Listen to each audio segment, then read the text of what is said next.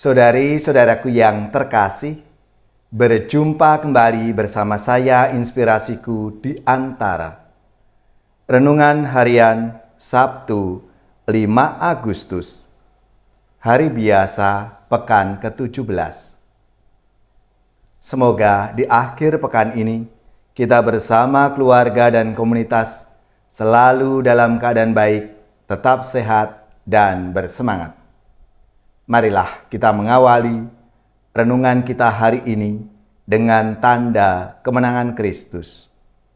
Dalam nama Bapa dan Putra dan Roh Kudus. Amin.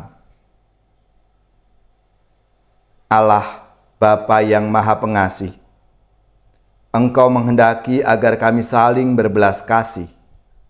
Semoga kami rela mengorbankan jiwa dan raga demi kemuliaan nama-Mu dan bagi kesejahteraan sesama.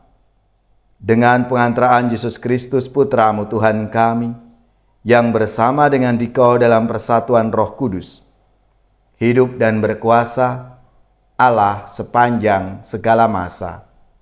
Amin. Dalam nama Bapa dan Putra dan Roh Kudus. Amin. Inspirasi kita hari ini dari Injil Suci menurut Matius, bab 14 ayat 1-12. Marilah kita siapkan kitab suci kita masing-masing. Kita akan membaca bersama-sama, lalu merenungkannya.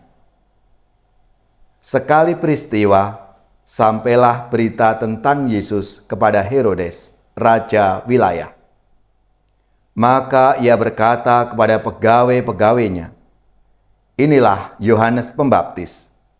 Ia sudah bangkit dari antara orang mati, dan itulah sebabnya kuasa-kuasa itu bekerja di dalamnya." Sebab memang Herodes telah menyuruh menangkap Yohanes, membelenggu dan memenjarakannya, berhubung dengan peristiwa Herodias, istri Filipus saudaranya. Sebab Yohanes pernah menegur Herodes, "Tidak halal engkau mengambil Herodias." Herodes ingin membunuhnya, tetapi ia takut kepada orang banyak yang memandang Yohanes sebagai nabi. Tetapi pada hari ulang tahun Herodes, menarilah putri Herodias di tengah-tengah mereka dan menyenangkan hati Herodes, sehingga Herodes bersumpah akan memberikan kepadanya apa saja yang dimintanya. Maka setelah dihasut oleh ibunya, putri itu berkata, "Berikanlah kepadaku di sini kepala Yohanes Pembaptis di sebuah talam." Lalu sedihlah hati raja, tetapi karena sumpahnya dan karena tamu-tamunya, diperintahkannya juga untuk memberikannya. Disuruhnya orang memenggal kepala Yohanes di penjara dan membawanya di sebuah talam, lalu diberikan kepada putri Herodias, dan putri Herodias membawanya kepada ibunya.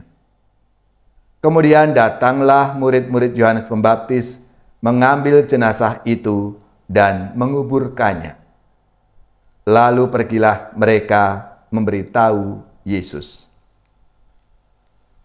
Demikianlah sabda Tuhan, terpujilah Kristus.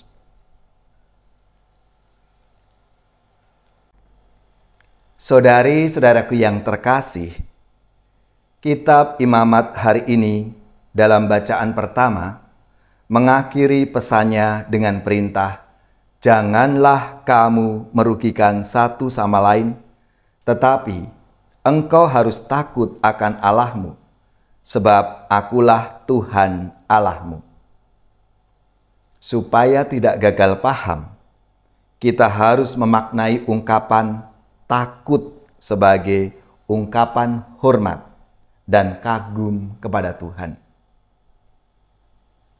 Tentunya teks ini mau mengajak kita semua untuk menunjukkan rasa hormat kepada Allah dengan menghormatinya dan mengasihi sesama kita.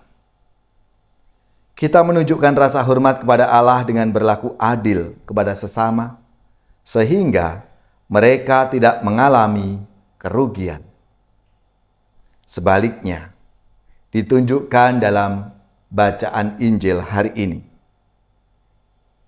Dalam Injil mengungkapkan bahwa Herodes tidak menunjukkan rasa hormat dengan berlaku tidak adil terhadap Yohanes Pembaptis. Herodes menjebloskan Yohanes ke dalam penjara, dan lebih daripada itu, ia membunuhnya hanya untuk sekadar menyenangkan hati anak dan istrinya yang tidak sah. Sebenarnya perlakuan tidak adil itu sudah berawal sejak Herodes mengambil Herodias secara tidak sah dari saudaranya. Perbuatan tidak adil atau perbuatan jahat berpotensi untuk cepat menular dan mengembang menjadi aneka bentuk perbuatan tidak adil lainnya. Kesalahan kecil yang tidak segera diperbaiki akan berpotensi menjadi kesalahan yang besar yang tidak lagi dapat diatasi. Padahal, sejak awal Allah mengantisipasinya dengan memberikan seruan yang termuat dalam kitab Imamat itu. Allah tidak menunjukkan penghormatan untuk dirinya sendiri.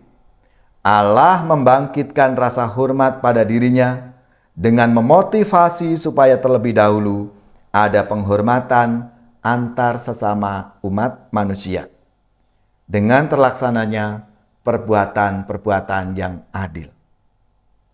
Saudara-saudaraku yang terkasih, Allah bermaksud bekerja melalui kita untuk mengembangkan komunitas kasih yang berlaku adil satu terhadap yang lain. Dengan keberagaman rahmat yang dicurahkan Allah kepada kita masing-masing, kita dapat bekerja sama membangun komunitas yang berkeadilan. Terwujudnya komunitas yang berkeadilan itu lalu menjadi ungkapan yang paling konkret dari rasa takut akan Allah atau penghormatan yang pantas kepada Tuhan.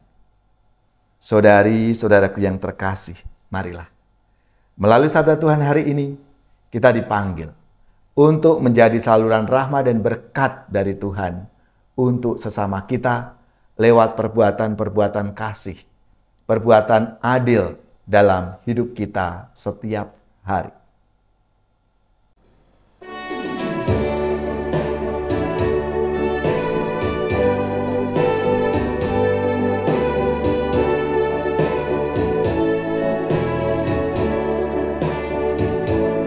Kasihanilah kami ya Tuhan, karena Dikau Maha Rahim.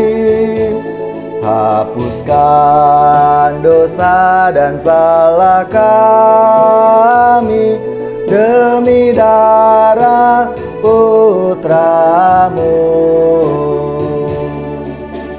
Jadikan hati kami suci dan sanubari pun berseri, agar bersorak-sorai lidah kami mewartakan kasih-Mu. Kami bagaikan anak yang hilang, yang tinggalkan rumah Bapa. Padamu kami pulang kembali dengan tobat dan pasrah. Jadikan hati kami suci dan sanubari pun berseri,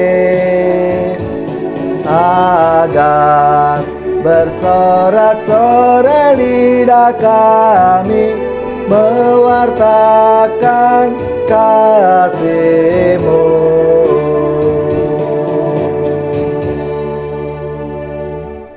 Saudari-saudaraku yang terkasih, Marilah kita mengakhiri renungan kita hari ini dengan mohon berkat Tuhan dan kita akan menerima tugas perutusan.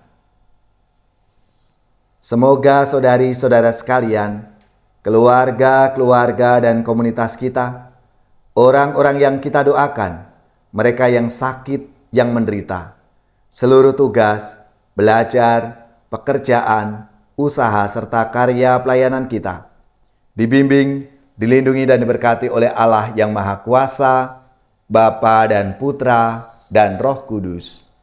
Amin.